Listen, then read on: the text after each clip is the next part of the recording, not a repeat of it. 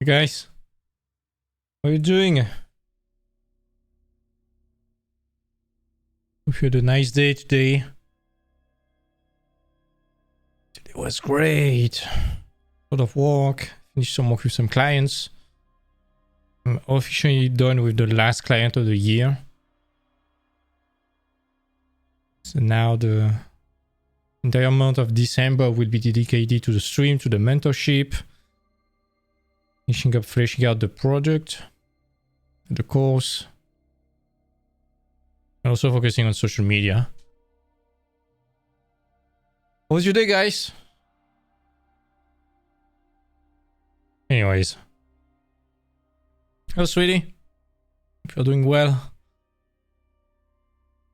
Anyways, I was writing a lot today about today's presentation, which is basically the following of yesterday.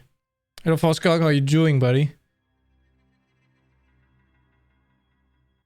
Yeah, there was a lot to write about. And actually, I've almost finished writing for today's presentation, and I was above 50,000 characters. Yesterday was around 15,000. So I think I'm gonna split today's presentation in two. Because, yeah, that's a lot.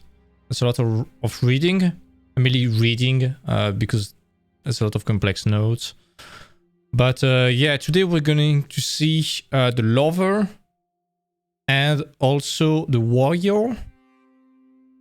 At the beginning, that's what I showed in the miniature for the teaser for the stream. It was about wise characters. So I was expecting to talk about the Lover and the Magician mainly. But it's probably better to do the Lover, then the Warrior, then the Magician, and then finally the King. Because generally in a character progression, they come in that order. In the evolution of the character. Or they mature fully in that order generally.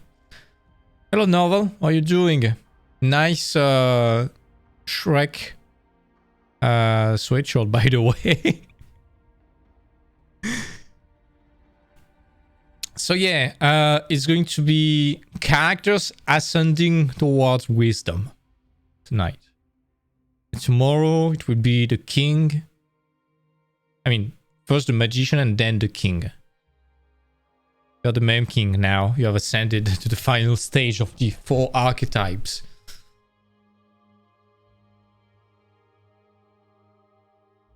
So yeah, we need to start with the Lover because according to Jung and to Moore, the two philosophers I'm referring to, and writers and psychologists, call them however you want.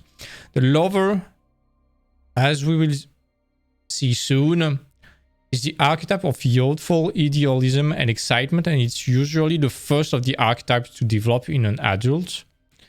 And the King archetype usually powers up last as a culmination of the other archetypes. That's why we need to start with the Lover. So let's start directly with the Lover. 6 watchers already. Welcome, guys. So the Lover. Before that, it was the Oedipal child. Now, the following mature, the adult version of the Oedipal child is the Lover. So, quick disclaimer, when you hear the word Lover, you probably think of romance and sex. Again, bear with me, because there are many types of love. Especially in literature, in movies and stuff like that. There's love for family, for friends, for a deity, for life itself. And basically the Lover archetype is passionately seeking after all of them. Not just one, but all of them in general. The Lover, it's the archetype of emotion, feeling, idealism, sensuality, poetry, stuff like that. Like the word Lover, sensuality is often exclusively associated with sex. But in our case, it's generally wider. It's basically using all of your senses. Like in all areas of life, like touching, tasting, smelling, hearing, or seeing.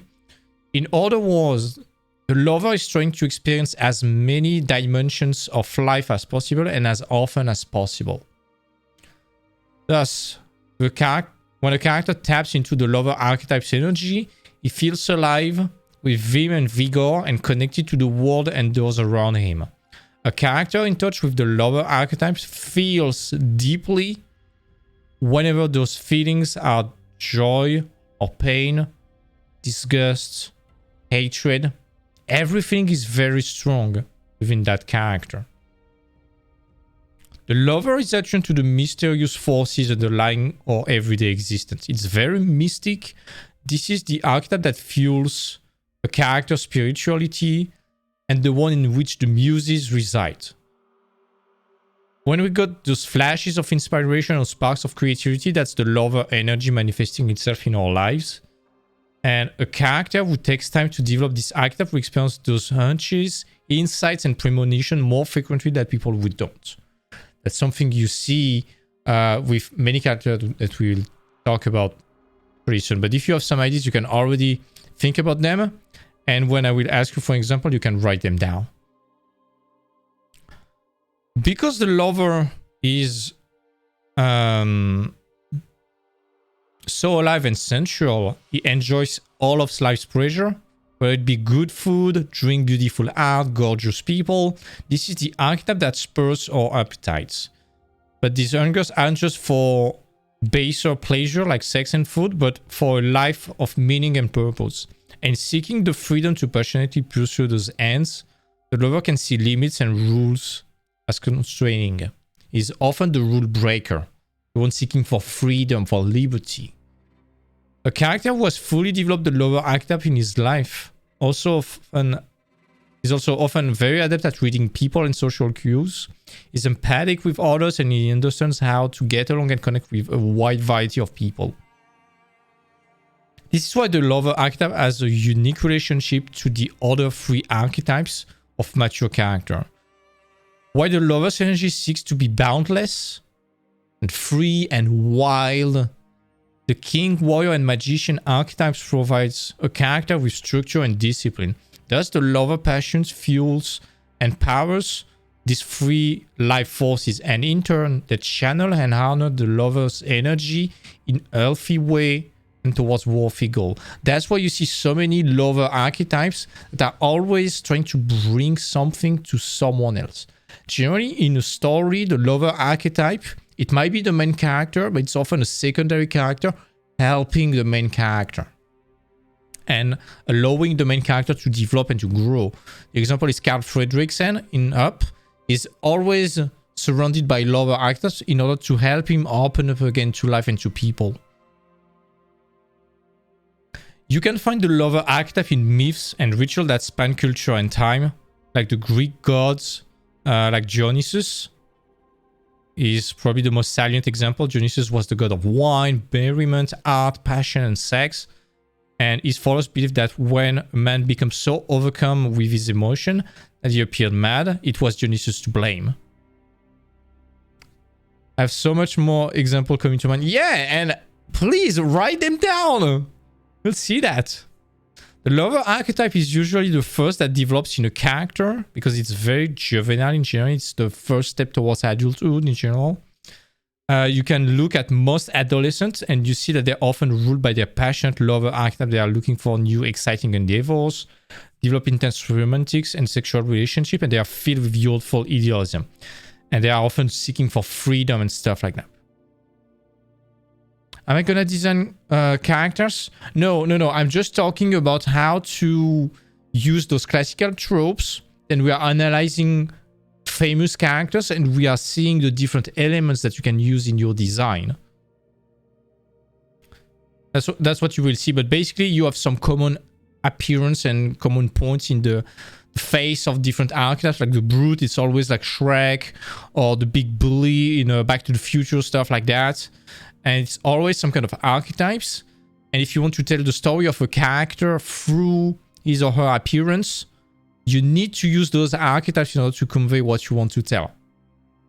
Because art, especially visual art, is show, don't tell. So you need, just with the appearance of the character, to make sure that anyone can understand who that character is, what is the personality of that character, and such. But that's something I said would happen today. It will happen tomorrow because I need to split that big presentation in two. We'll see. Maybe I can be fast, but I'm probably going to split that one in two because 50,000 characters, that's too much to read in 1 hour and a half. But at the end of the full presentation, so either tonight or more probably tomorrow, we're going to have some kind of big quiz with some famous characters, and we're going to place them on the different archetypes. It's going to be super cool, you're going to see. And this is a way for us to all understand that, and for you to see how it's used in like MMORPGs, Overwatch, mobile games, different series, even the Fellowship of the Ring. They all have their different role within that spectrum. It's going to help you so much at either writing or designing characters properly. That's part of my philosophy of design in general. My philosophy comes always from writing. It's like my best design tool. It's not my pen and my tablet. It's just an ink pen and some writing notes. You can figure out 90% of your design just by writing. That's just my opinion. There are other people that are more visual, but I come from a story standpoint, and it does always help me to figure out the designs. And it's very good to art direct people like that too, because that's a very unconventional way to design. Most people are thinking about the... Yeah, Merry and Pippin. That's the first example I had. No joke, no joke. Let me share my screen. Look at that. First example, right there, Merry and Pippin. It's better in full screen, but Merry and Pippin.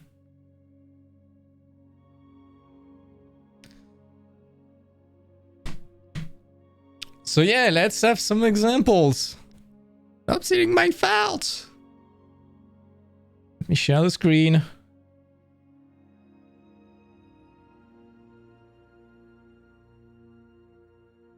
Look at them. Look at them. Just that picture. Generally, the Lover Archetype is very often the comic relief of a movie. Timon and Pumbaa, I have them too! I have them too! Yeah, you see, Mary is more the physical guy. In terms of experience, he's smoking pipe, he's looking for experience, for good food and stuff like that. And Pippin is the spiritual one. He's a bit shy.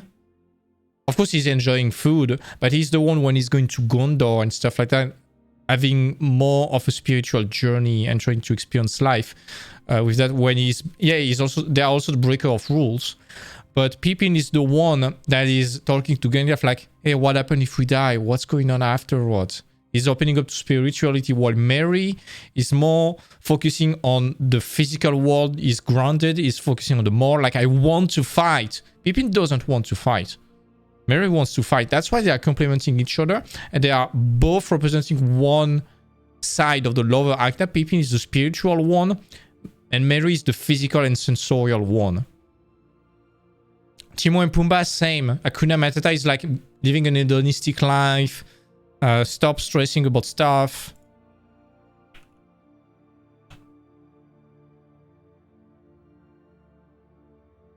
And again, Timon is the one focusing on the spiritual, like, hey, don't have any problem. And Pumbaa is just a stomach with feet. It's just on food.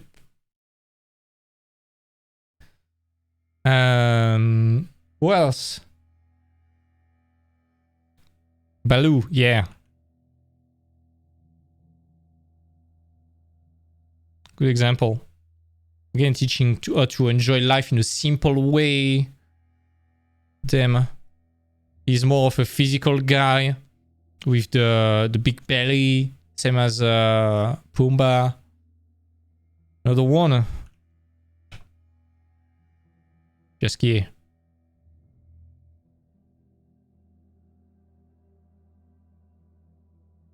Is always with Geralt. Geralt is always very rough. He's not the most social one. He's the big brute, as we will see later. He's the big brute, he's the bully. And Jaskier is always opening him up to the rest of the world. He's like the... don't quote me on that. This is going to be very strange, but he's like the social lubricant. He's like the social interface for Geralt. He's like the loving side of Geralt.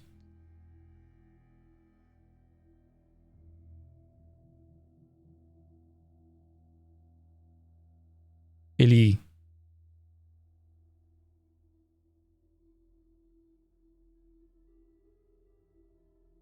I want to rewatch that movie so much. This movie is so good. In 5 minutes, it tells a better story than Twilight in 4 episodes. In 5 minutes, you fucking cry. Look at that.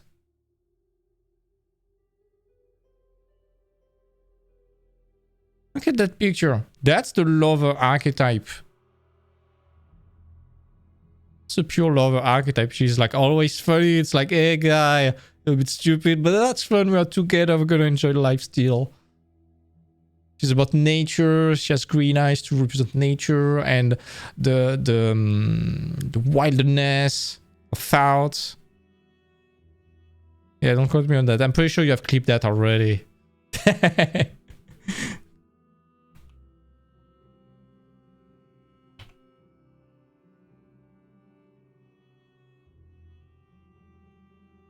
Oh my god, this picture is cursed.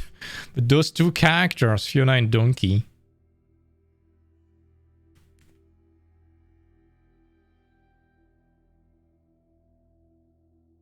Again, Donkey is about the physical part of life. He's always like, hey Shrek, do this, do this. He's always talkative and socializing and stuff like that. And Fiona is more on the pure emotional side. But Donkey is stupid, emotionally speaking. He's just enjoying life because he's a dummy. That's why he's so great. So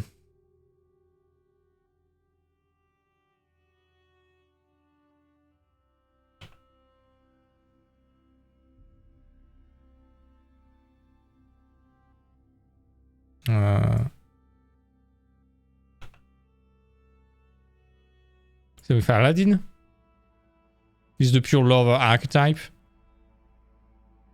and he's making Jasmine discover outside of the palace.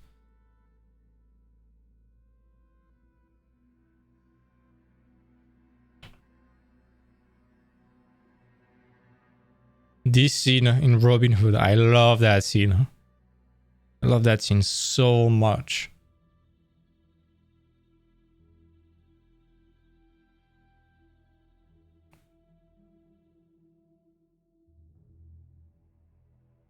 So in that moment, Robin is the one bringing Lady Marianne outside of the forest and making her enjoy the life outside of the city.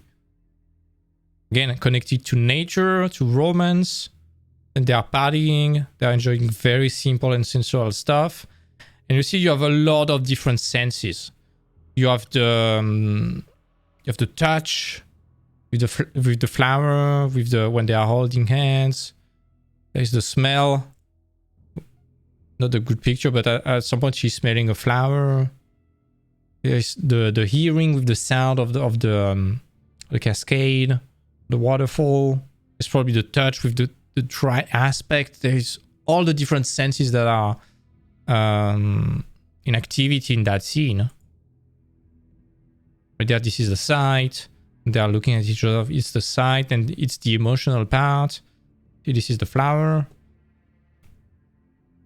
This was before it was at the archery contest, and again, flower, and she's smelling that.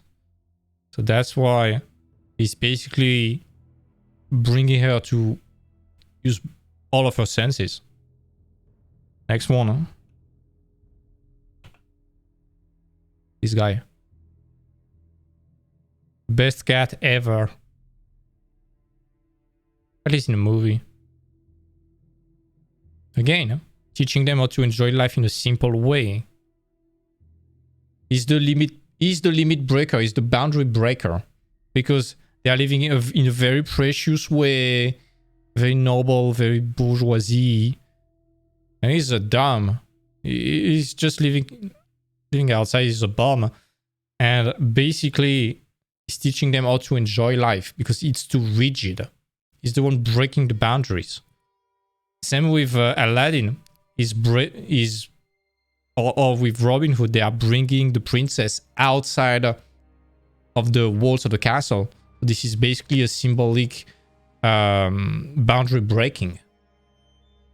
So with Fiona and Shrek, they're pushing the boundaries of Shrek because he's too rigid.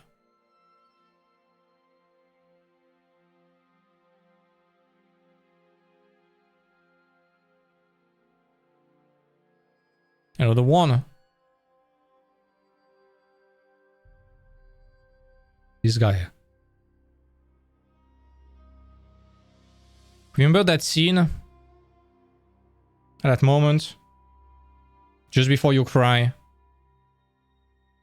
Do you remember the Shire, Mr. Frodo? It's going to be spring soon. Gonna eat the first strawberries with cream. Do you remember about strawberries and stuff like that? He's always... First of all, Sam is always linked to nature. He's the one planting stuff. He's a gardener first. And he's always telling Frodo to think about nature. He's always saying, hey, see that? This is a plant. This is a tree, whatever. Do you remember about the Shire? Tristan Isolde. I trust you. I'm just not remembering the myth. I trust you.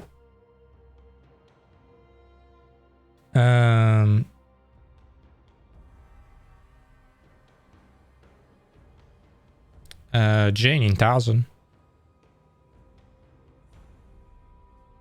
Again, very curious, very juvenile, and bringing so much different stuff to Tarzan. They are both the lover of each other and bringing different stuff. Yeah, that's very touch. Tarzan is bringing the nature aspect. Jane is bringing the civilization aspect. Same with Pocahontas. Same with Jack from Titanic. This is going to be a meme forever, that scene with the D&D stuff. So, I mean, as we said yesterday, is the one bringing all of the passion and spice of life to Rose. Another one. This little guy.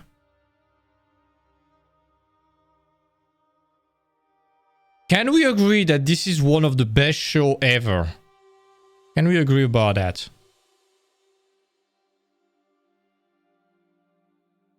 And what is funny is that he starts as the lover archetype. He's enjoying life, he's a child, he's an Oedipal child. And then he needs to become a warrior. That's the next path. First, he's a lover. Oedipal child, then a lover. Then he becomes a warrior when he starts to fight.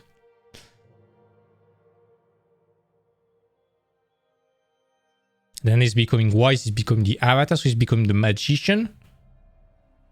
And then we never see him become king, but figuratively he's becoming a king, especially in Korra when his legend remains.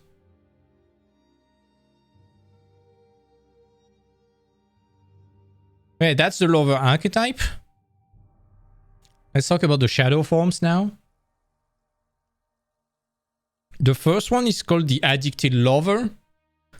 You can also call it the seducer, the succubus, the incubus, different ways. But basically the addicted lover.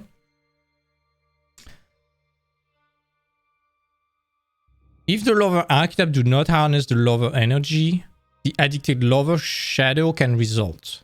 A character possessed by the addicted lover is, as Moore puts, eternally restless. He's forever searching for that one thing, that one person or experience that will make him or her feel truly alive. But whether it's because there is an overinflated expectation or because he doesn't really know what he's even searching in the first place, the vague hunger that endlessly haunts him is never satisfied.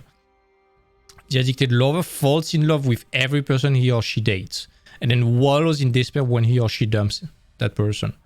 He's constantly getting ideas for inventions or business that will make him rich, but he never works at them long enough to get them out of the ground.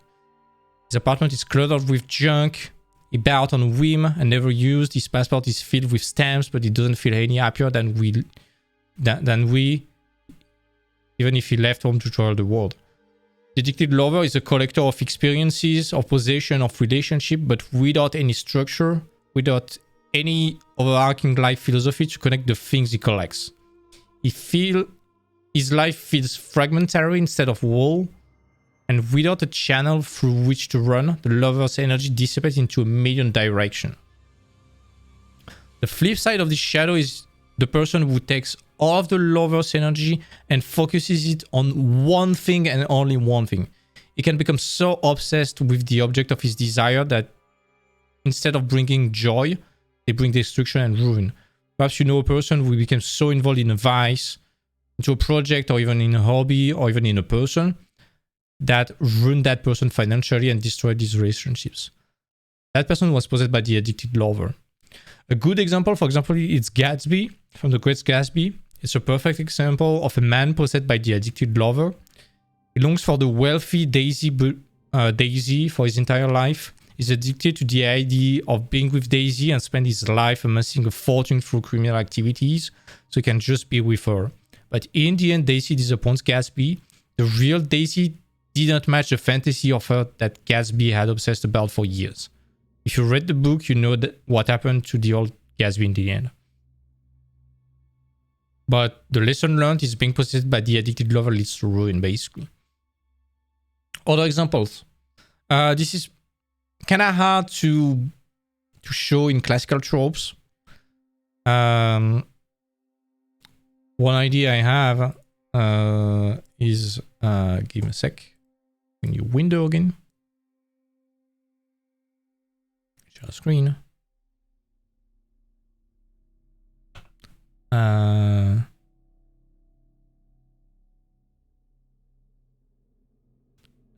Donjon. Famous French character. A big seducer that is never satisfied. Another one. Dracula from the Coppola's movie.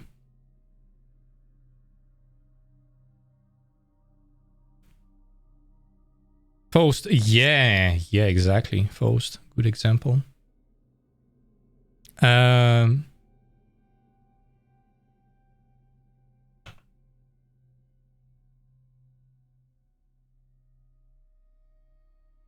My favorite character in the entire Lord of the Rings.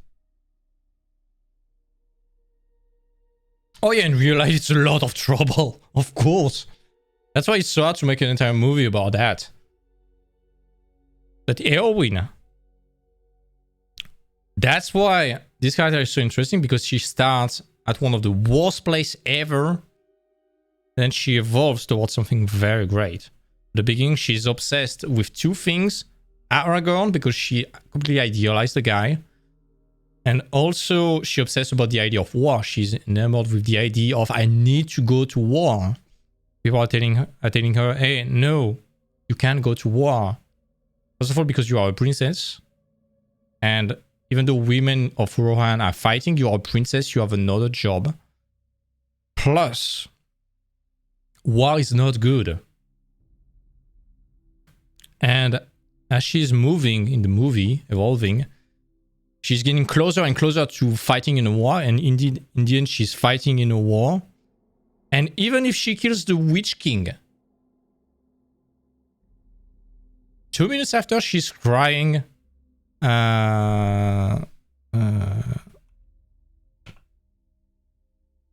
She's crying in that incredible scene. And now she realizes that, yeah, I was in love with an idealized idea of war. And war is shit. And even though I killed one of the most powerful beings in Middle-earth, it won't bring Theoden back. And this is horrible.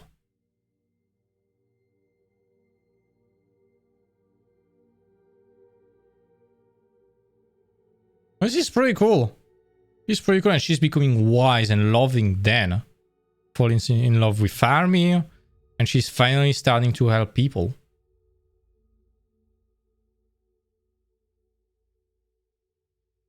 Is that an interesting Netflix show about an addict that gets into a relationship and just transfer a fixation joint? Yeah. Happens all the time. Happens all the time. From one obsession to another. This happens all the time. Another one, pretty classical.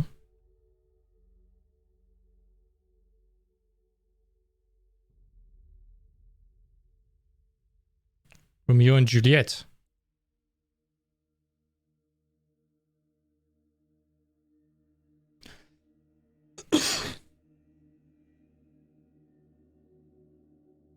Another one. This guy. In love with every girl in the game, in the series. And you see what's common? What's the common point between all the characters? That they appear as pretty young. Pretty young and juvenile. That's because it's the idealistic aspect of youth. Except from Dracula. But he's a vampire, so he stopped aging, basically. Except in the one from Coppola, where he's very old, but initially he's despised as immortal. Stuff like that. Dumbjon is pretty young too, pretty passionate. And this is more this kind of archetype. Pretty close to a vampire, by the way. Pretty close to a vampire. You can see Twilight.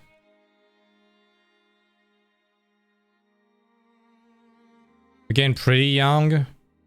Young and stupid, I will say.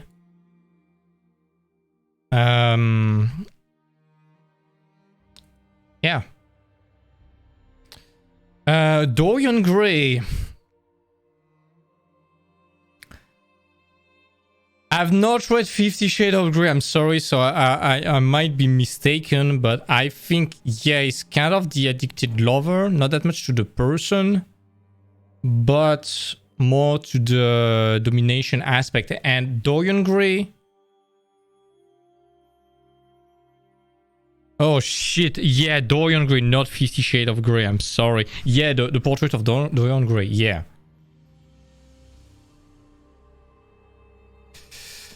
Yeah, I know, the picture of Dorian Gray, yeah.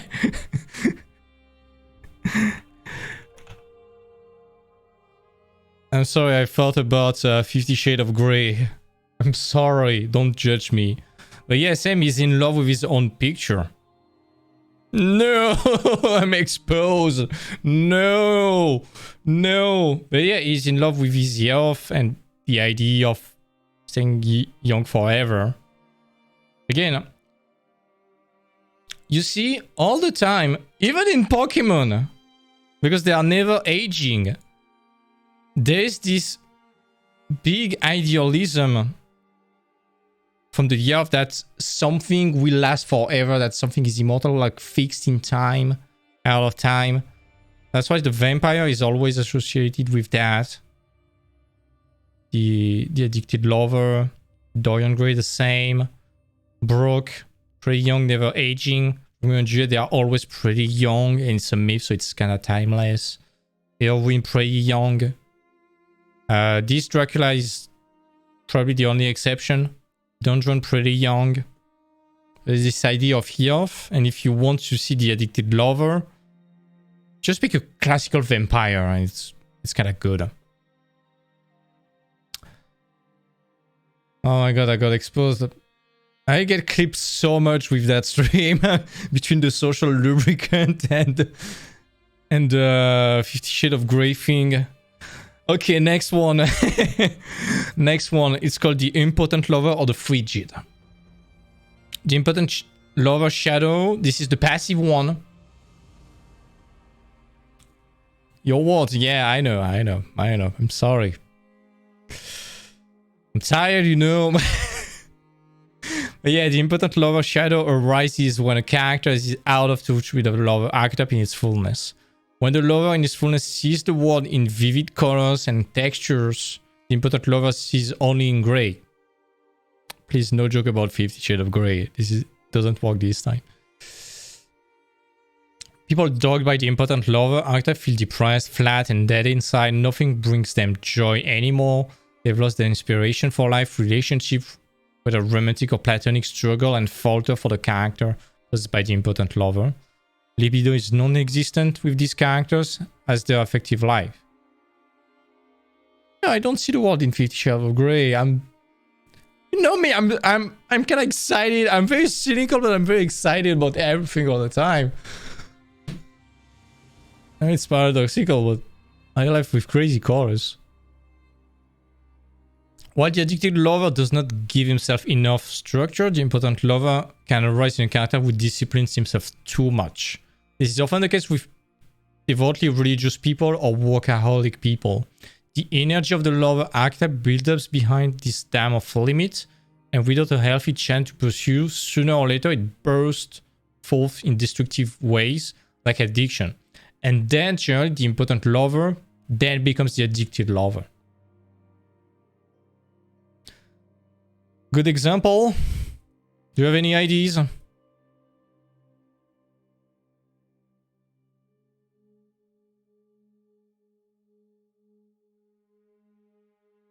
Come on, chat. Do you have any ideas?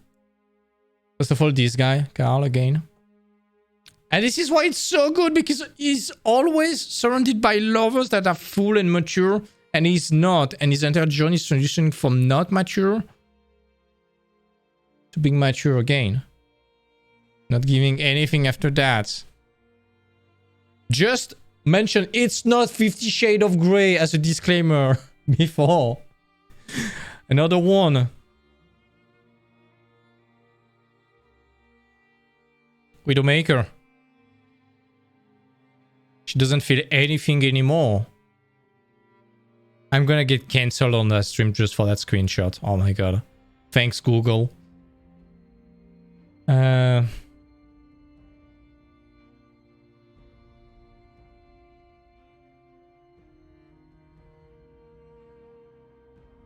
The Witch in Narnia. Frankenstein kinda works. It kinda works. The Witch in Narnia kinda works. I need to rewatch that movie, by the way. It's probably getting pretty old now.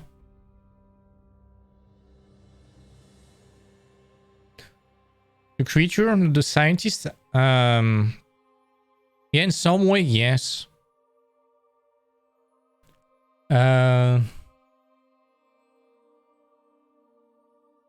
Please don't spoil anything. But people who saw Arcane, you know that he's an impotent lover. And at some point there's something that makes him become more compassionate.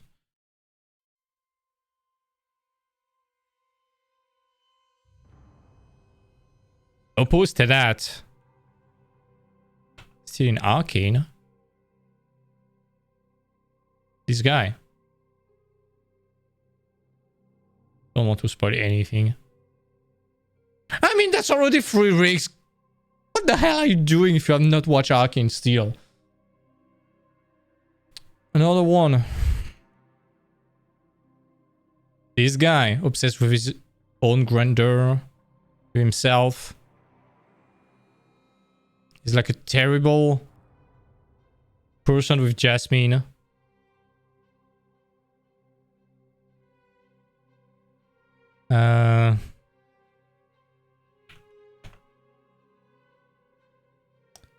Can you already see some kind of patterns in those characters? Except maybe from Carl. There are some patterns in the shapes and overall design.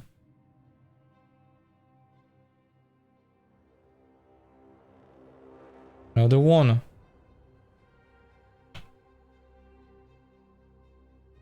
Archer Flake. Another one.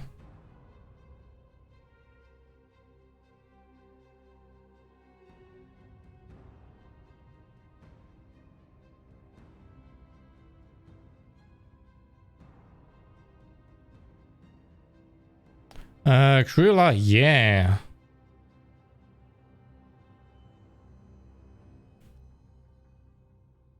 This one. By the way, to French people, if you have not seen The Beauty and the Beast with Vincent Cassel,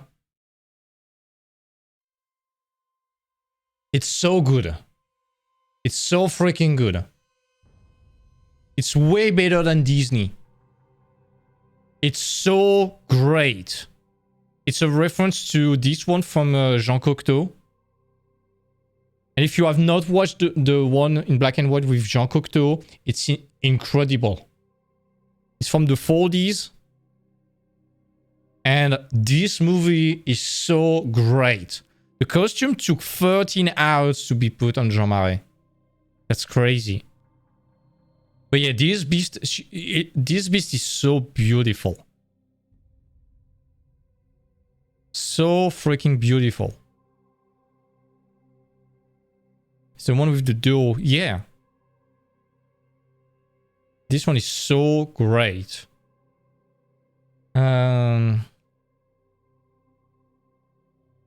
Look at those costumes. This is like French costumes 101.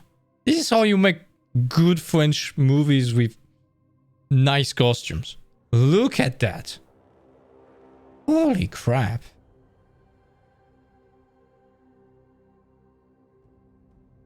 But yeah, can you see some kind of patterns with the characters? Except from that one. This one is old. But yeah, they are old. There's another one. There are some other patterns.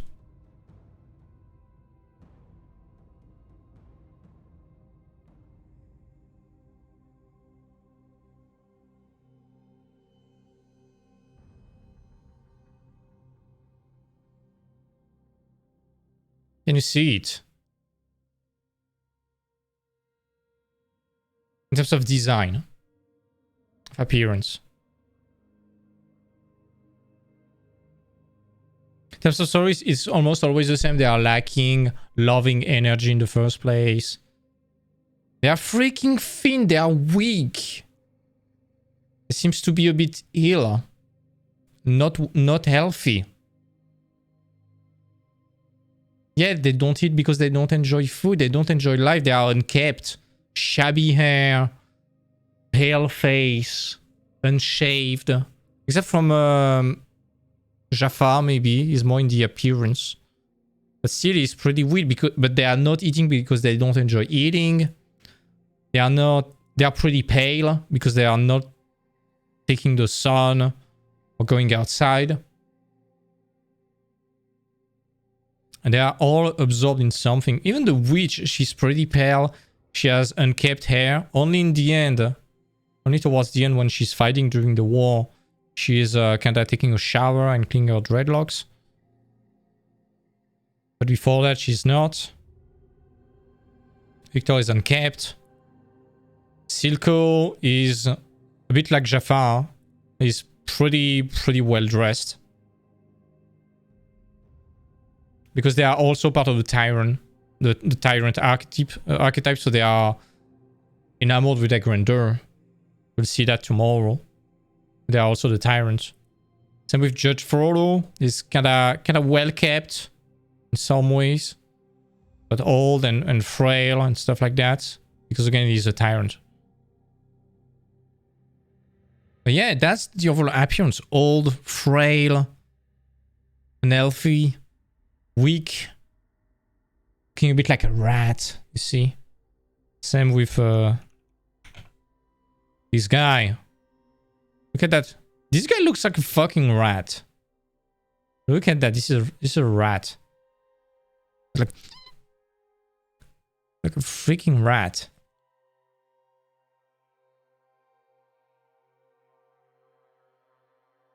And I also have that stare, that very, very cold and unemotional stare. Yeah, the critic in Ratatouille. Yeah.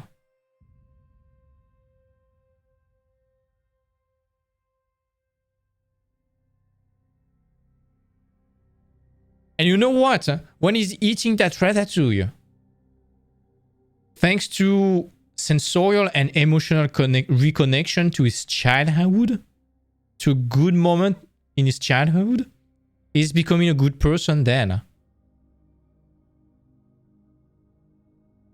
And in that scene, remember when he's eating that, he's remembering his mom.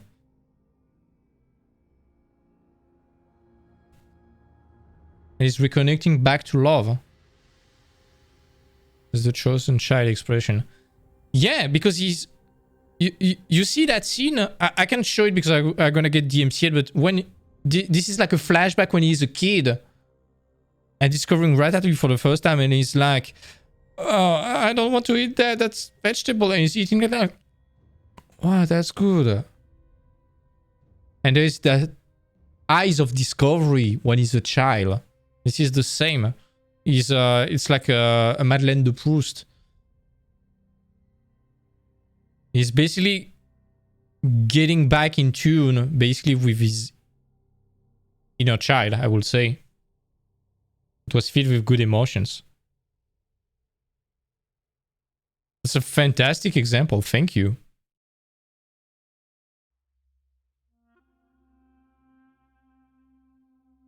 Then he's becoming nice, and you see, he's less severe. Before he was looking like a vampire like that. See, he's very pale. You see the wrinkles, and now the wrinkles are a bit faded. Faded. And even later, now those wrinkles are because he's smiling, basically. But in the beginning, look at the face. It's pretty pink. And this is super pale, almost vampire-like. I mean, this is totally vampire-like. This is like the guy in...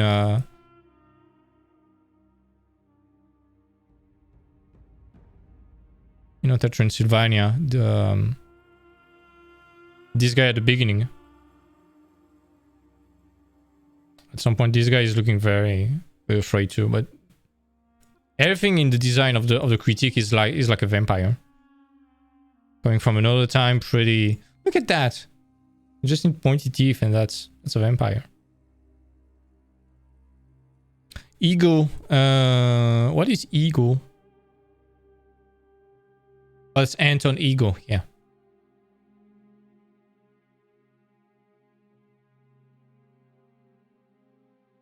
Yeah, that's the important lover of the frigid. I'm glad I've split the presentation in two because this is the war, and the warrior is pretty long now. Oh my god, we're already 50 minutes in. So the warrior.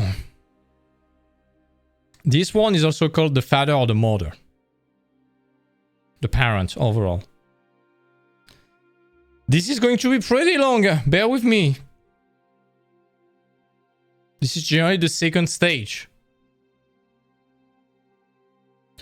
Every great civilization has a great warrior tradition and accompanying warrior myth. The Old Testament recounts the story of a warrior people and a warrior god. In the ancient Mediterranean, the Spartans had perhaps the most legendary warrior tradition. From birth, the Spartan society nurtured and trained their boys to become warriors. And that rigorous training created men like Leonidas and the 300 men of unconquerable spirits.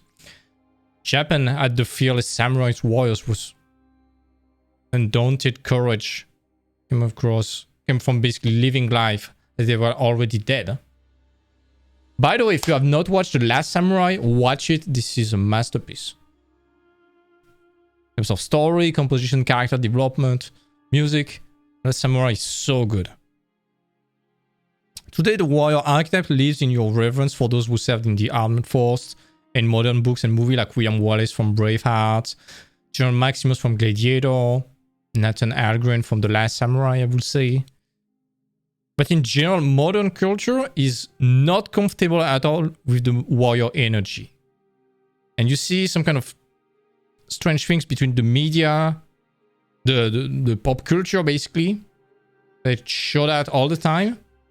And basically, in general, modern culture is not comfortable with the warrior energy because the advent of mechanized warfare during the first half of the 20th century dampened the romantic idea of martial courage. Now you have firearms and stuff like that. And since the social and cultural revolution of the 60s and 70s, we've generally taught people to avoid confrontation and conflict to instead nurture the loving side. This results in the nice guy, nice girl syndrome, the person who will avoid confrontation and aggression even when confrontation and aggression are justified. Society pushes people to be sweet and sensitive because they fear them become cold, stoic, abusive, and destructively angry, which is fine. But you will see this is a bad archetype because society's perception of the warrior archetype is not based on the warrior energy in its full, healthy manifestation, but on the archetype's shadows. The problem is not the warrior energy itself, but warrior energy that is not used in harmony with the other archetypes and directed by empathy, contemplation, and order. Empathy is the lover, contemplation is the magician, and order is king. Fighting itself is not bad. The question is simply, what is a person fighting for? And the warrior's energy is needed not only in times of war, but on all the battlefields of life. That's classical literature right there. Properly tapping into the warrior's energy provides a character with an unsurpassable power source, which will fuel him to reach his goal, fight for worthy causes, achieve greatness, and leave a lasting legacy. Moore says that the characteristic of the warrior in his fullness amount to a total way of life. One good example is the Bushido, the way of the samurai, basically. This is a psychological and spiritual path through entire life of the samurais. Let's take a look at the different characteristics. You will see it's kinda strange, but we will see how it can be a virtue if it's harnessed properly towards good, order, contemplation, and empathy. If it's misused, this is bad. And this is the shadow archetypes. First characteristic of the warrior is aggressive. That's where there is a catch. If you look at the word aggressive on the dictionary, these are the definitions you will find. 1.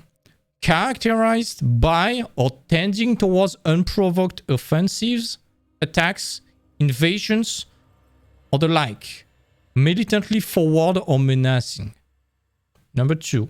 Making an all-out effort to win or succeed. Competitive. Third one, vigorously energetic, especially in the use of initiative and forcefulness. Of the three definitions, the first is the most popular in modern culture. Something unprovoked, out of line. Notice how often you use overly preceding aggressive, like overly aggressive in common parlance. Aggression may also bring to mind military policies a person does not agree with. In general, it has a negative connotation. But true aggression, at least in a classical writing way, should be thought of in context of the second two dictionary entries. Effort, energy, initiative, force. Aggression is like, in this way, like a natural tool that can be harnessed for either ill or for good. This is the point where I want you to bear with me, basically. Not saying it's true or false, this is just classical literature. This is the way it's channeled that makes a difference. A character who does not harness his aggression at all picks fights with everyone and about everything, then his relationship fail and he's stunted in his personal development. The character who runs in his aggression too much, become the stereotypical really nice guy, nice girls, while proper aggression turns into passive aggression. He's too polite to go after what he wants. He's sitting inside because of it. A character was successfully integrated the Warrior Archetype harnesses his aggression as the force that pushes him to compete to be the best and move him even forwards toward his goal. Second one, that's why it's so important. The warrior has a purpose. Of course, that proper use of aggression presupposes that a character has goals that he's striving towards in the first place. A character that have a clear and definite purpose in life need to have that, or will feel lost and restless, like he's drifting along instead of marching ahead. Then the warrior is mindful. The mindfulness of the warrior is twofold. First, he is always alert and awake, ever vigilant. It's like a strider in the Lord of the Rings. He has keen situational awareness. He never lets complacency lull him into sleep. Instead, he is always watching, observing, studying, and planning. Secondly, the warrior is mindful of the finiteness of life and the inevitability of death. Sorry, this is a very hard word to pronounce in English. And he purposefully contemplates that death. His courage is rooted in the fact that he is not afraid to die. Life's shortness brings clarity to his mind. He knows that any minute could be his last, so he's make everyday decision count. Carpe diem, basically. Then he's adaptable. He's always able, basically, to face any adversity and to adapt to the situation. I'm gonna skip this one. Basically, the fighter studies the weakness of his opponent and concentrates on his strikes there. He's flexible and able to respond to change by shifting tactics on the fly. The on the fly is very important. He's minimalistic. The key to successful guerrilla warfare is the fighter's ability to travel light. The traditional force has power in superior resources. Those resources also waste and slow them down. The guerrilla fighter strips always all superfluities and excess baggage. He carries only what he needs and thus is quick and nimble. And he's able to be 2 steps ahead of the enemy. This is strategy right there. Decisive. In terms of peace or crisis, whether for big or small, the warrior is able to boldly make decisions. It doesn't stand there shilly-shally, wondering what he should do, scared of shooting the wrong option. He's calm and cool under pressure. Once he makes a decision, he hesitantly moves on it because he does not live in regret. The warrior is able to be decisive because he trains so thoroughly for those moments. He's prepared. He thinks about all the possible contingencies and what he would do in each situation before the crisis arrives.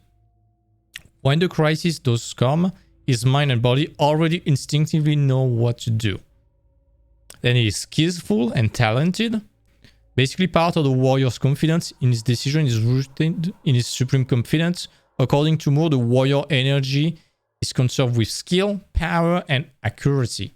The warrior has absolute mastery of the technology of his trade, the technology that enables him to reach his goal. He has developed skill with the weapons, quote-unquote weapons, he uses to implement his decisions. Then he's loyal. If you remember, the hero is the childhood archetype, which then matures into the warrior archetypes. Part of this maturation process centers on a shift in a character's loyalty. Moore argues that the hero's loyalty is really to himself, to impressing himself with himself and to impressing others. This is for the hero. The warrior's loyalty, on the other hand, are to something beyond and other than himself and his own concerns. The warrior's loyalty centers on a cause, a god, a people, a task, a nation larger than individuals. The warrior has a central commitment around which he organizes his life.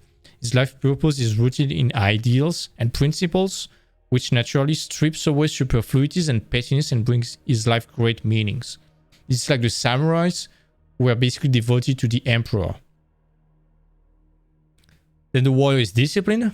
He has mastered himself in body and mind. His power is rooted in self-control. He knows when to be aggressive and how to be aggressive, and how much aggressive he needs to be. He's the master of his energies, releasing them and pulling them back as he chooses. He decides the attitude he will take in a certain situation instead of letting the situation dictate how he feels. Unlike the boyhood hero archetype, the warrior understands his limits. He takes calculated instead of unnecessary risk. His discipline also frees him of a fear of pain. He's feeble. Basically, all the feeble, mediocre men believe all pain is bad. The warrior knows that there is bad pain and good pain. He is willing and even eager to withstand psychological and physical pain on the path to his goal. I'm saying he is, but it could be her, no problem. He's the kind of man who subscribes to the pain is just weakness leaving the body philosophy. He relishes difficulty because it makes him stronger. Then the warrior is emotionally detached. This is a lot of things. Not all the time, but when he's in warrior mode only. To complete his mission, the warrior must be emotionally detached from the fear and doubt generated by his own feelings, from the intimidation emanating from his enemy, and from the shields and demands put on him by friends and family.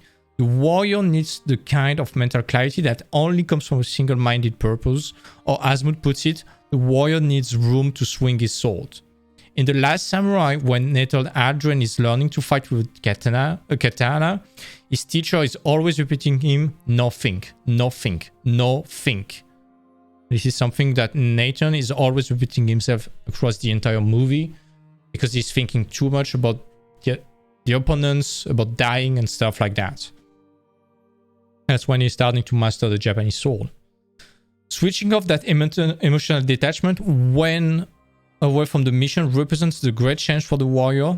The inability to do so can result in one of the warrior's shadow. We're gonna see that later. He's also a creative destroyer. This is a very strange term. The warrior is basically the archetype of destruction. However, the warrior in his fullness only destroys in order to make room for something new and fresh and more alive. That's when the channel towards the king to bring order and life.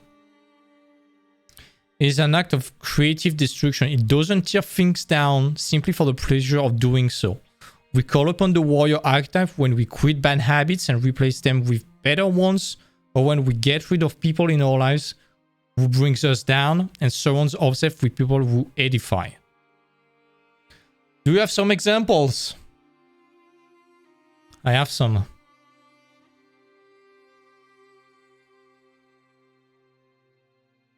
Give me some examples, guys.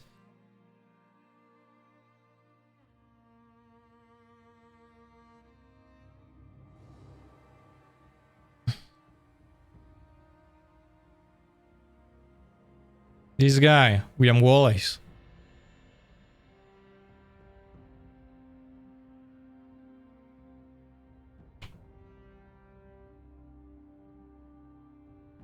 This guy. I forgot his name.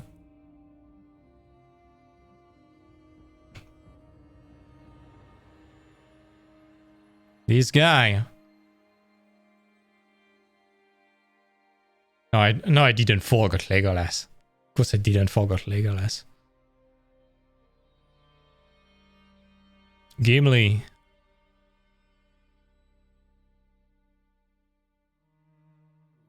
Thanks to stars. Aragorn.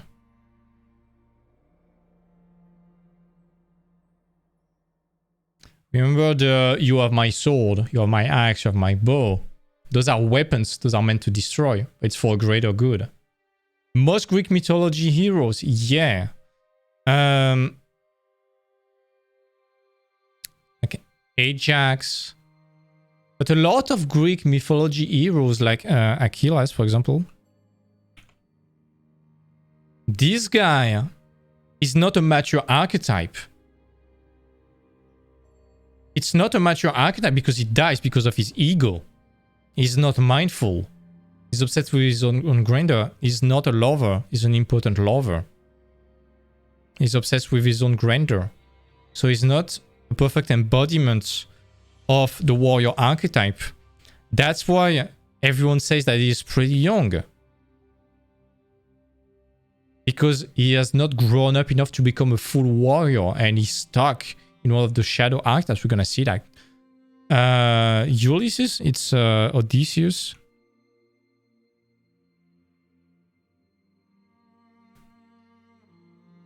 This guy, I'm gonna pick the Total War picture, but whatever. Let's pick a classical painting. I'm pretty sure it's by John Howe. I'm not sure, but I'm pretty sure it's by John Howe. At the beginning, he's not a warrior, he's a trickster. He's the trickster. Then he has to become the warrior when he wants to find his way back. Hercules is a good example.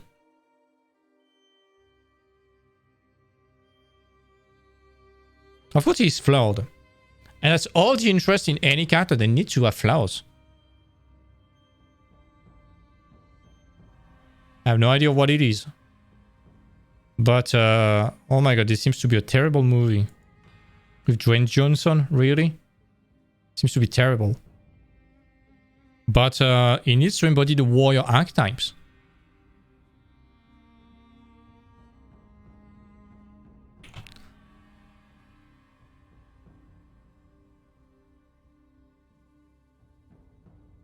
See that? The 12 labors. Slay the Nemean lion.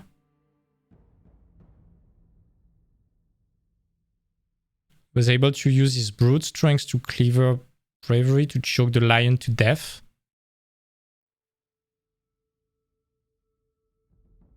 Okay. So he was able to choke him, so this is strength. Killed the Hydra.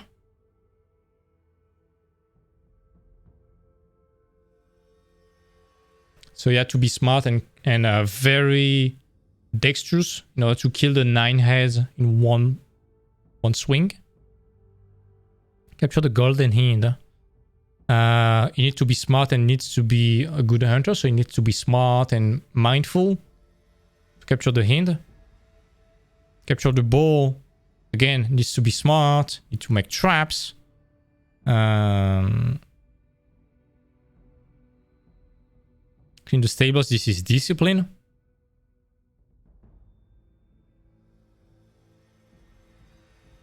And so on. This is always a different virtue of the warrior archetype.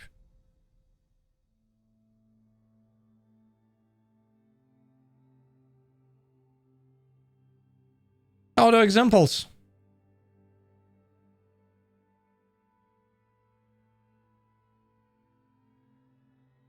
Again, Harry Potter. Start this way. As the divine child. The hero. And now he's becoming the warrior. Even by the end of the first one, he starts becoming way more serious and in control of the situation. At the beginning, this face shows I am not at all in control of the situation. I have no idea what's going on. At the end, hey, let's steal the Philosopher's Stone. Let's see the Philosopher's Stone. We have a plan. We are mindful. We need not to have emotion. You see, there is the plant at the beginning. Don't have emotion. Relax. Then there's the chess thing. You need to think. And again, you need to be chill. You need to be calm, not to stress. Then in the book, there is something with potions. You need to be smart. And finally, you need courage and integrity. And you need to focus on a greater good because he could have stolen the Philosopher's Stone from himself. Ned Stark, yeah. Same. He's the warrior, he's also the king. He's a mature one, and that's why Joffrey hates him.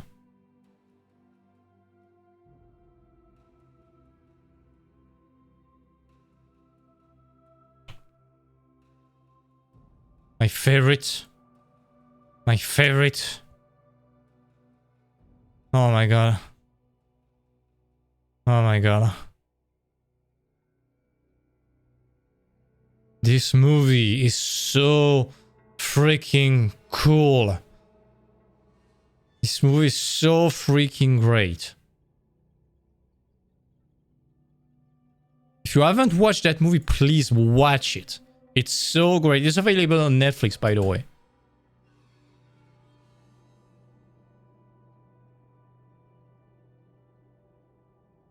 Tom Cruise is so badass in that movie. Next one. This guy. At the beginning, he's very mature. By the end, he's becoming much more mature. At the beginning, he's just an apprentice warrior. He's just a pseudo hero. He's even some kind of dum-dum, to be honest.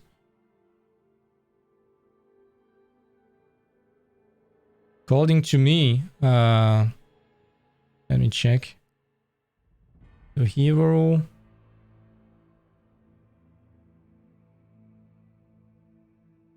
To me, he's like the bully, the grandstander bully at the beginning. He's not very good.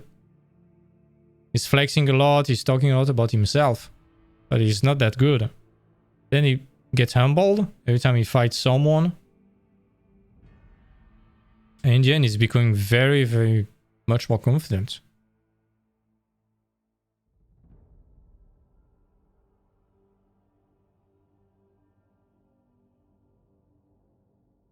Any other IDs?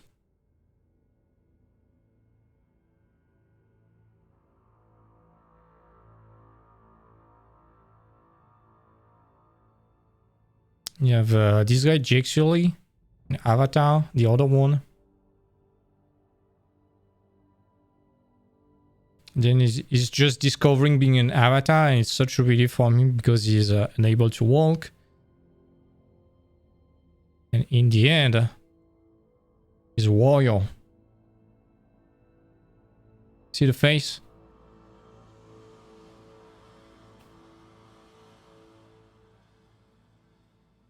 Aside from the beard, can you see some common points?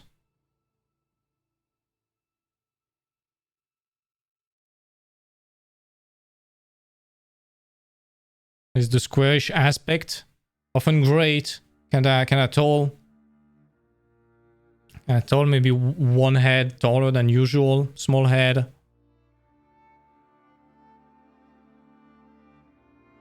This is the kind of stuff that you want. Yeah, Maximus.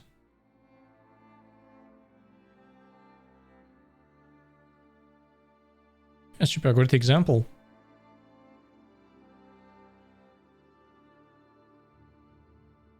Honestly, you are designing a male warrior, just make a beard and some scars and you have pretty much that.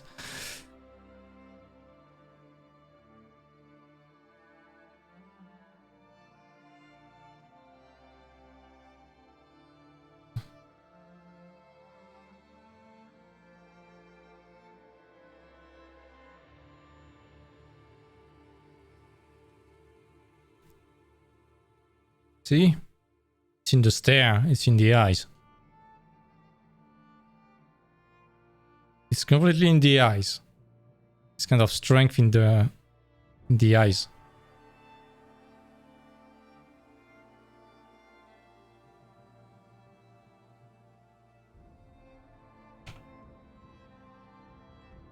That's funny because with Eowyn, she never has that stare. Never, never, never. At some point when she's fighting with Aragorn, she's faking that. But she never has that stare. At no moment in the movie.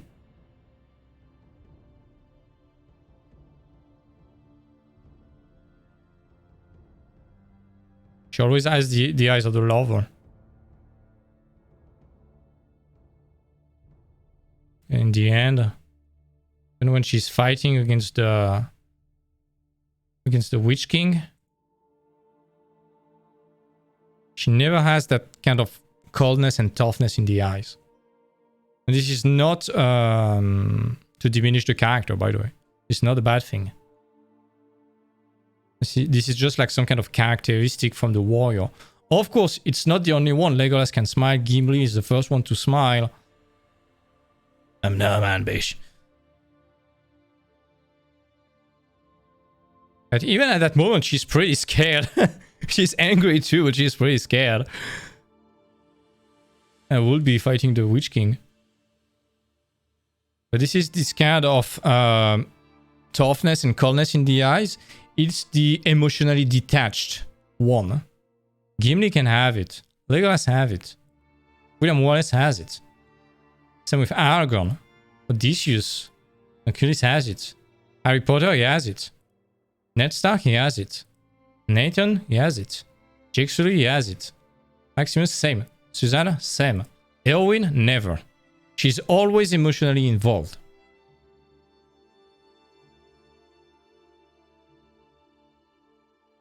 Because that's part of the character growth.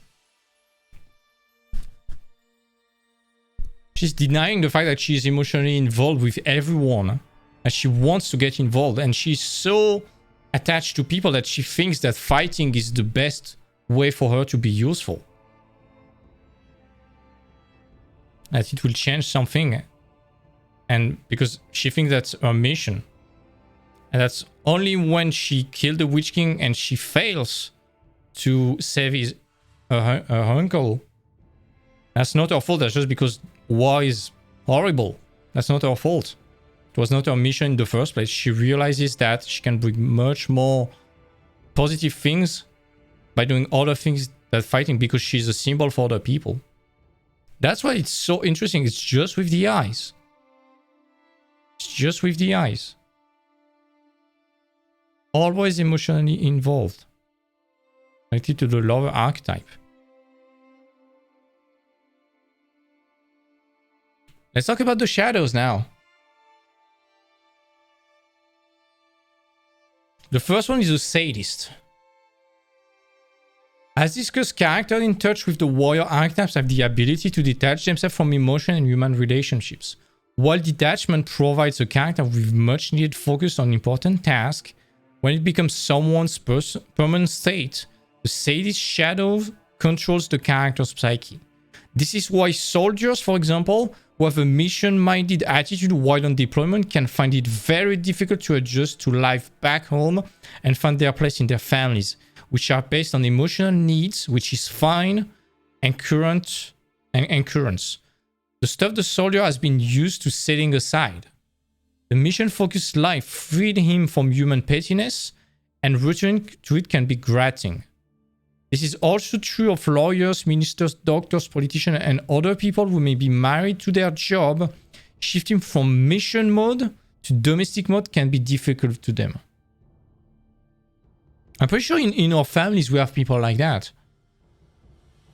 And honestly, I think I'm the first one to be a bit like that. Switching from mission mode to chill mode is kind of hard for me. As the name implies, the sadist can be cruel, even to those most vulnerable. It disdains the weak. That's the main point. A commanding officer in the army may try to rigidly run his family in the same way that he led his troops. The sadist creates unattainably high standards for himself and those around him. When a child comes home with a less than perfect grade, the sadist, influenced by the sadist, archetype will put that child down and berate the child mercilessly.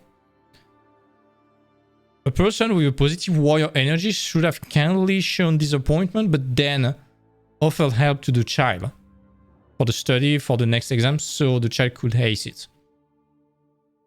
The sadist discussed that weakness is linked to the childhood hero archetype. The hero tries to break away from his parents and from loving and protective energy in general, as he seeks to become his own adult person.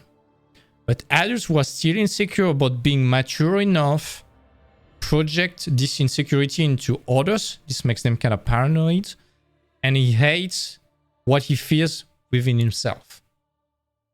According to Moore, characters possessed by the sadist also tends to be workaholics.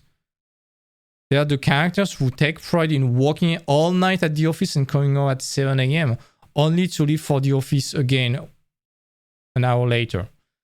They will choose work at the expense of health and even family. They take the warrior's comfort with pain.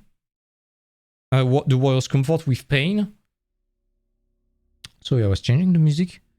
They take the warrior's comfort with pain to an extreme and grind it out to get to the top. But they're doing it because they really don't know what they want out of life. And constantly working distracts them from this fact. This is an escape mechanism. We could have an entire presentation on what's your goal. I mean, I want to get in the industry. No, what's your goal after that? And we will get into the sadist archetype right now. This will be pretty interesting. I don't want to do that now because it will be a pretty dark stream, but at some point we're gonna have it. Yeah, au revoir là-haut. Yeah, exactly. Exactly. Exactly. You nailed it. Au revoir là-haut is a fantastic book and movie. Pretty hard. The movie is fantastic. I watched it last year during Christmas and it was incredible. So beautiful. Even though the first 10 minutes are pretty hard.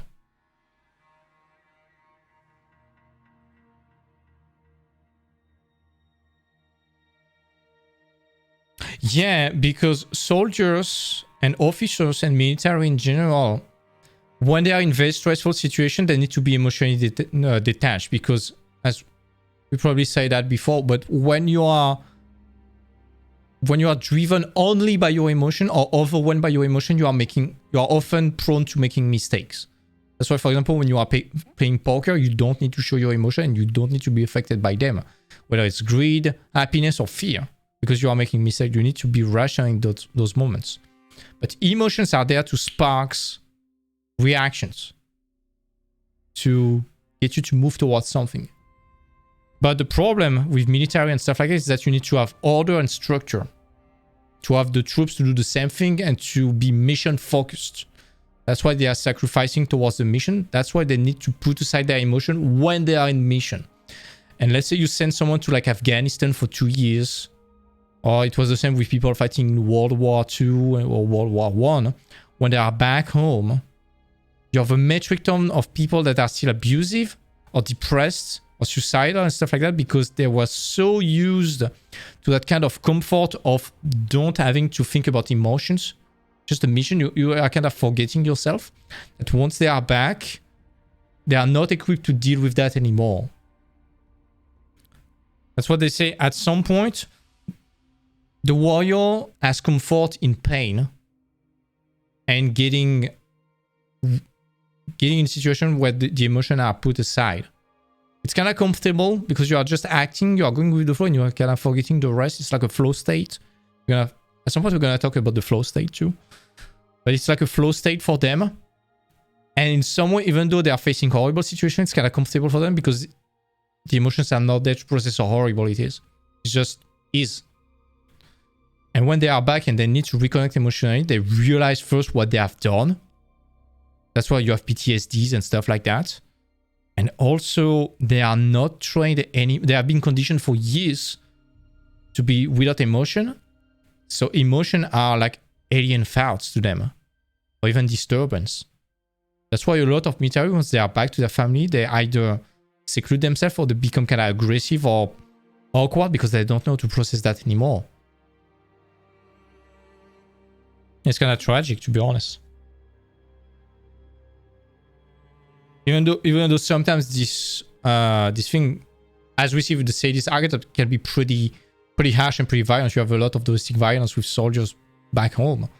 That's inexcusable. But that's explainable in some way. It's not an excuse, but it can explain. And if the army was... This is not a political statement, but it is just my naive opinion. I think those soldiers should be trained to get back to normal at some point. And maybe that's what has been missing to them. Maybe they are put back to their regular life too soon, something like that. Without that transitory period to get the tools to get back to a normal state. Please don't put me on a fireplace for that. It's very naive what I said. I'm not trying to excuse any bad behavior. But yeah, it's just a distracting method. It's an escape mechanism. And once they do reach to the top, they often feel very empty, lost, and bitter. But many sadists simply burn out before they even get there. Some examples. Do you have some examples, guys? Like in pop culture, in movies, and stuff like that.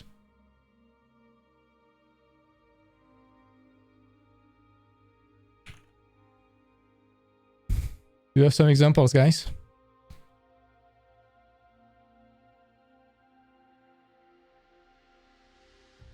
Remember Doctor Strange at the beginning of the movie? Zero empathy. Pretty cold. Pretty much of a douchebag, to be honest. The beginning. That's the beginning. That's at the end. He's smiling.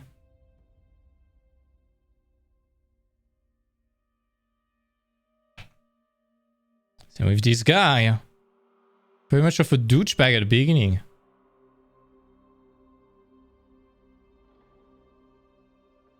He's a pretty cool character. He's a pretty abrasive character. That's why we like him. He's edgy. But he's a dick at the beginning. He's a real dick at the beginning.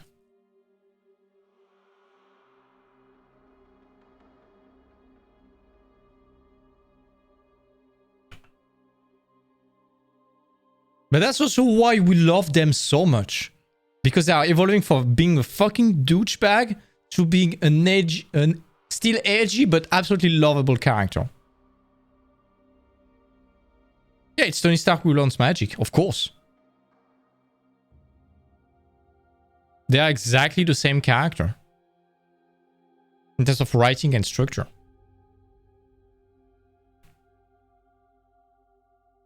So with Judge Frollo, that's an example of a character that does not evolve. Because they are evolving. They are sadists at the beginning. And important lovers.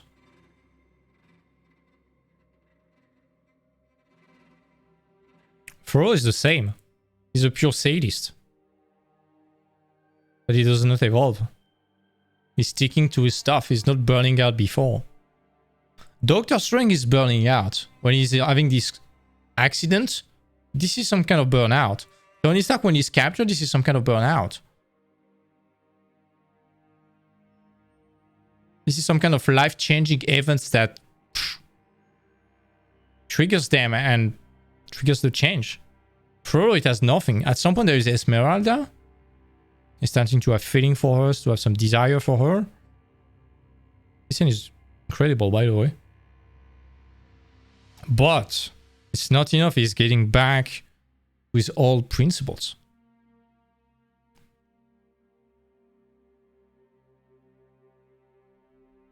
Another one, pretty famous. This guy.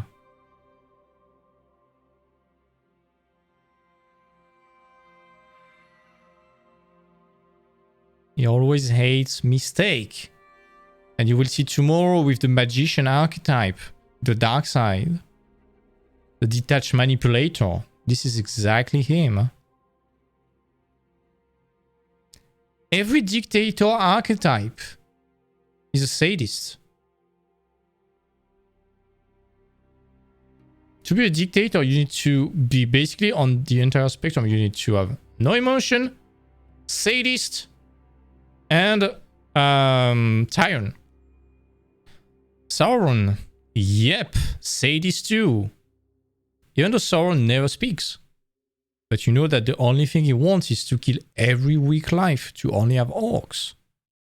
I would put Sauron a bit aside. We don't really know his personality. He's like a being of evil. There's no real character development. Voldemort, we know he hates weak people. Sauron, it's like, it's a force of evil. It's like destruction. Don't really know if he hates weak people or stuff. He might be enslaving them, something like that. It's like orcs. We want orcs. Even orcs hate themselves. Oh, in the cinema, I'm sorry, I've not read that one. I've tried when I was a kid. It was so hard. I need to force myself to listen to them as audiobooks. You know what? I will. I grab them on Audible. I trust you when you say that. Next one. This might be a bit polarizing.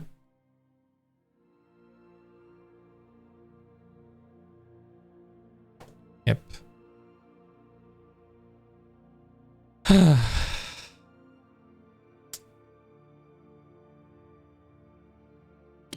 I didn't find Captain Marvel to be very likable. Honestly, I don't recommend the movie. I won't explain why, because I don't want to be cancelled.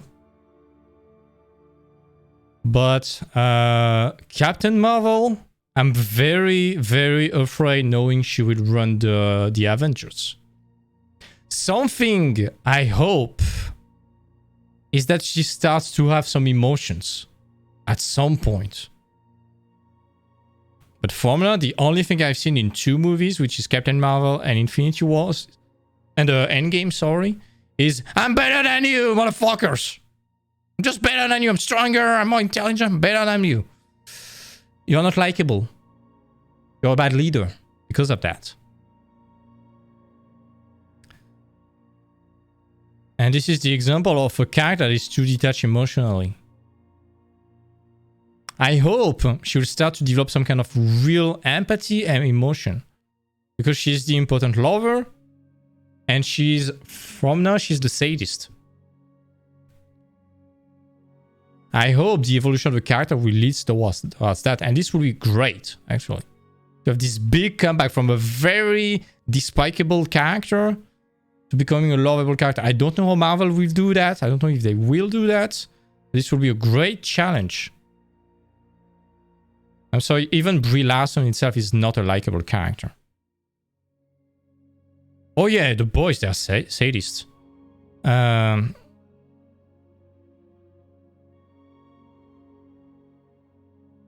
don't like that movie at all. I hate that movie. This guy, pure sadist. Oh my god, I'm gonna get cancelled. There was a pair of boobs. Shit. Another character that might surprise you.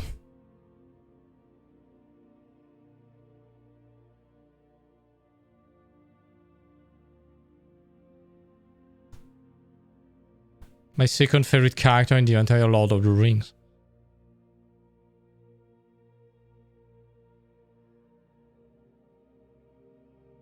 Before that scene, he's the sadist. He has no emotion. It's not that he has no emotions. It's just that he has no empathy for Frodo and stuff like that. He's too selfish. And he's failing to the integrity and fighting for something bigger than him, than himself. In some way, you could argue that he's fighting for Gondor. But if he was really thinking about the benefits of Gondor, he would destroy the ring. Instead, he wants to bring that back. It's kind of selfish. But Boromir, in like 5 minutes, basically at that moment... Sorry, this is a painting. But at that moment, that's when he's becoming a warrior. Because now he's protecting the hobbits. And in 5 minutes, you have one of the most beautiful redemption arc in the entire, in my opinion, story of cinema. In 5 minutes, you have an incredible redemption arc. And that's it. Oh my god. I love that character. I absolutely love that character. Such a great movie. And by the way, did you know that you see the bracers that Boromir has? Aragorn is grabbing them after. And in the scene when Arwen is having a vision, when she's seeing Aragorn's death, when he's on the coffin, he still has the gloves. That's crazy. It's a crazy good amount of detail.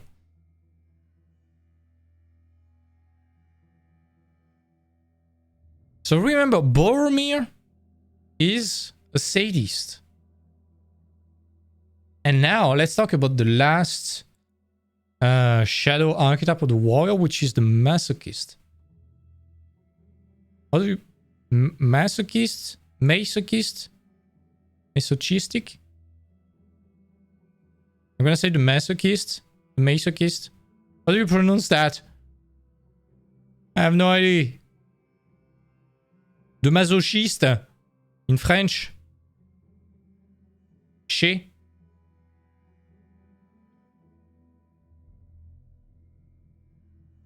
Let's say the masochiste. Very baguette, very French. I'm gonna write it in the chat. Sorry for English speaking people, but this is this kind of word that is very hard to translate properly in terms of pronunciation from French to English. Masochist. Masochist. Masochist. The masochist is the passive shadow of the warrior archetype. Its attributes closely parallel those of the boyhood hero archetype cowardly of the coward, basically. A character possessed by these archetypes feels is powerless, is a pushover who has no personal boundaries and will let others walk over him. He may hate his job or the relationship he is in and complain about it, but instead of quitting, cutting his losses and moving on, he digs in and tries harder to be who his boss or acquaintances wants him to be and takes even more abuse. Because while he might complain about the pain, he really likes it. This is the person who enjoys being the martyr. An archetype's bipolar shadow often work together against the character. People under this influence will take the disrespect other, dish out without fighting back or asserting themselves. Then one day, something, maybe criticism from a loved one, pushes that character over the edge and this character explodes, either becoming sadistic with verbal and physical abuse or moving on. Masochist. Anyways, let's talk about example. And we have one. Faramir. That's why Boromir and Faramir are so nicely put together as brothers. Are part of the same coin. And they both are, at least at the beginning, they are both what Aragorn is. Aragorn is at the top and they are both the counter example. Mike Wachowski.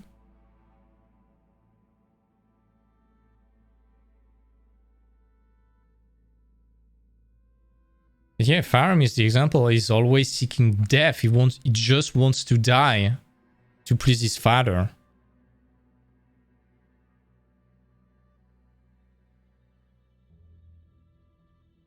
Oh, yeah, true. True. Yeah. I need to rewatch Monster Inc. That picture, oh my god. Next one. Again, this is not to hate on Eowyn. I love that character. She's my favorite character ever in the Lord of the Rings. And this is why she's starting from so down below. This is why she's so great. She wants to fight despite everyone telling her, don't go there, it's not fun, it's not as good as you think.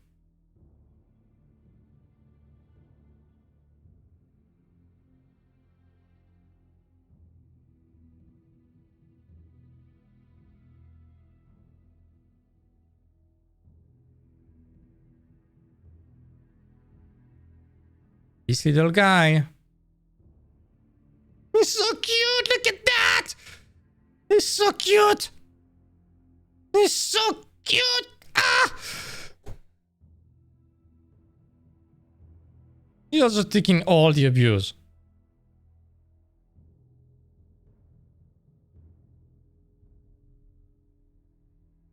I won't spoil why.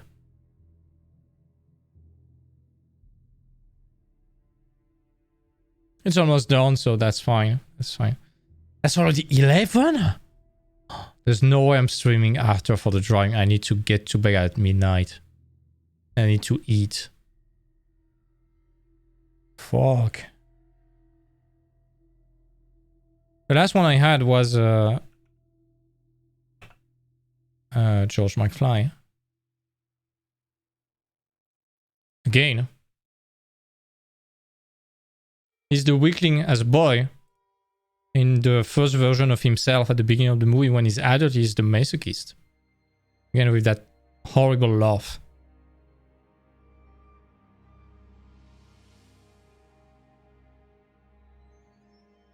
Yeah, that's pretty much it. That's for the first part. Tomorrow we are looking at the Magician and the King. It's going to be freaking long for the King. And then we are having some kind of quiz we're gonna play together. I'm gonna do my best to do a drawing stream tomorrow during the afternoon instead of the evening. Should be doable. I was expecting it to finish maybe... yeah, maybe around 10 tonight. It's almost 11. There's no way I'm streaming drawing tonight. I'm sorry. I was thinking I'm gonna draw in stream. The schedule should be better now that I've finished with my clients. But at some point, I do my best to establish that by the end of the week. I think exactly the same way I do with gym. I need to go back to the gym, by the way. But the same way I'm doing with gym, I'm gonna impose myself like 2 hours non-negotiable of drawing while streaming every day. Something like that. Till Christmas. It might be during the afternoon, so I'm sorry if you are in class. Please don't watch it if you're in class. Yeah, I'm gonna do that, I guess. Anyways, tomorrow, Magician and King plus quiz. It's going to be cool. Hope you like it. As always, if you're watching the replay on YouTube, you know the drill. Drop likes, drop some likes, drop some comments. Feel free to join us on Discord, link down below. Join us on Twitch to interact with us in real time, ask your question, and such. If you want to subscribe on Twitch, I would gladly appreciate that. We greatly appreciate it. If you want to book a consultation, you can send me a DM on Discord or check the link. Mainly on Twitter, I'm going to add them to YouTube, to all the videos on YouTube. Please join the Discord. You can support the stream in any financial way you want, but if you don't want to do that in a financial way, the best way for you to help me is to recommend the channel, the Discord, and the community to anyone you think might benefit from it. I know there might be a lot of people who will benefit from that. Anyways, I'm gonna cut short. Thanks a lot for watching, guys. See you tomorrow for the last and final part of that. Then we're gonna attack the monomyth. It's going to be incredible. Have a nice evening and take care, guys.